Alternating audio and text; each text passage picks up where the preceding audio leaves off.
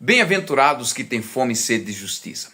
Essas são as palavras do Senhor Jesus quando ele estava no monte da bem-aventurança. Queridos irmãos, a paz do Senhor, tudo bem com vocês? Família, tudo bem? Queridos, nós hoje estaremos estudando mais uma vez, aprendendo o nosso devocional diário da The Holiness, o Pão Diário. Nós hoje estaremos aprendendo uma lição muito boa. Hoje é 16 de janeiro de 2025. O tema diz Felizes e Saciados. Conta a história nesse tema sobre Martin Luther King, um grande homem americano que lutava pelos direitos sociais, pelos direitos humanos. E naquela época ele foi assassinado brutalmente. 4 dias após o seu assassinato, a sua mulher, Coretta Scott King, tomou a mesma causa do marido e partiu para cima com sede de justiça. E o que ela conseguiu? E isso que a Bíblia diz, bem-aventurados são aqueles que têm fome e sede de justiça. Ela alcançou muita felicidade. Foi uma mulher feliz porque ela alcançou muitos objetivos sociais para o seu povo na época. O texto lido para o Pão Diário hoje encontra-se lá no livro do profeta Isaías, capítulo 58, versículo do número 6 ao 12. Eu vou dizer uma lista ali do que esse capítulo traz sobre as pessoas que têm fome e sede de justiça e qual é o tipo de justiça que Deus quer.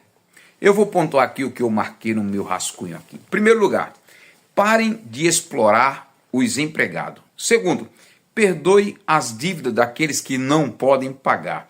Terceiro, repartir os alimentos com aqueles que não têm. Quarto, oferecer abrigos para aqueles que não têm onde morar.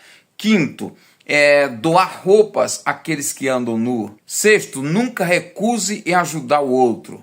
Aí vem em seguida a grande promessa. Aqueles que fazem isso brilharão como o sol da aurora. Agora para Gênesis capítulo de número 39, aí vai falar um pouco mais sobre José. Falou no capítulo de número 37, um pouco sobre a vida dele, sobre os sonhos que ele tinha. 38 falamos sobre Judá, agora o 39 vai falar um pouco sobre a vida de José. José é levado escravo para o Egito, lá ele é vendido para Potifar, servo de Faraó, e lá a esposa de Potifar começa a dar em cima de José. E a Bíblia diz que ela não dá em cima de José uma nem duas vezes, mas muitas vezes.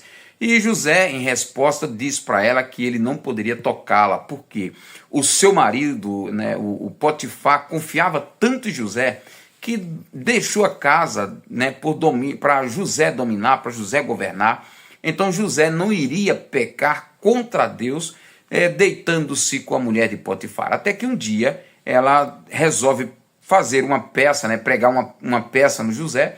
Quando José entra lá, quando não tem funcionário, quando não tem outras pessoas, a Bíblia diz que ela agarra-se com José e deita-se comigo. José foge e a sua roupa fica na mão dela. Sabe aqueles tipos de mulher escandalosa? Ela que saiu para fora da sua casa e começou a gritar e falar mal de José. De uma tal maneira, de repente ela, como uma mulher muito escandalosa, sai gritando para fora da sua casa, falando que José tentou estrupá-la. A Bíblia diz que o seu marido, Potifar, como era comandante do exército de Faraó, pega José, lança-o na prisão. Mas a Bíblia traz algo muito interessante, diz que Deus era com José.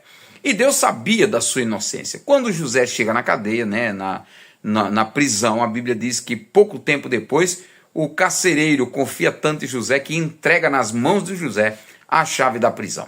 Um certo dia, ainda no capítulo de número 39, a Bíblia diz que, mesmo na prisão, Deus também era com José. Terminando aí o capítulo de número 39, vamos para o capítulo de número 40. O capítulo de número 40 diz assim uma frase muito linda. Porventura, os sonhos não vêm de Deus? Os dons não vêm de Deus para interpretar sonhos?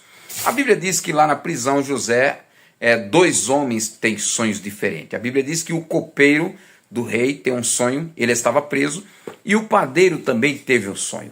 E eles amanheceram naquele dia muito triste e cabisbaixo. Eu fico interessante, às vezes eu fico impressionado com pessoas que não vê a expressão de um rosto de alguém que está convivendo com ele. A Bíblia diz que José, imediatamente no dia seguinte, ele encontra esses homens com um semblante muito triste, cabisbaixo, e pergunta qual é o motivo que vocês estão tristes. E ele responde, nós tivemos um sonho, mas não tem quem interprete os nossos sonhos.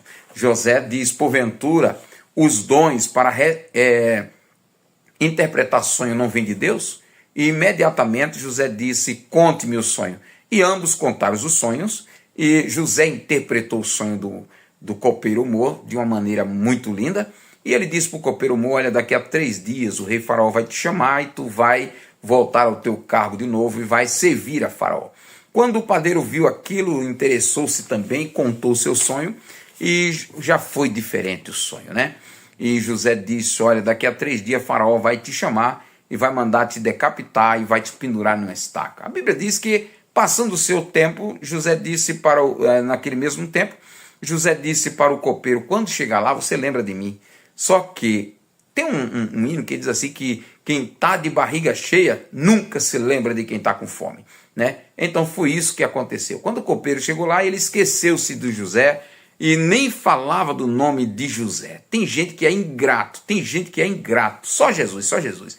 Tem tantas pessoas que esqueceram da gente, esquecem daquilo que você faz, mas a gente tem que continuar fazendo, porque o tema de hoje fala sobre a justiça. Bem-aventurado é aquele que tem fome e sede de justiça. Uma hora Deus vai olhar para você, meu irmão e minha irmã. Aí a Bíblia diz aqui, finalizando, a Bíblia diz que pouco tempo depois Faraó tem um sonho. Mas isso aí é para o próximo capítulo de Gênesis. Agora nós vamos para o livro de Mateus, capítulo de número 11.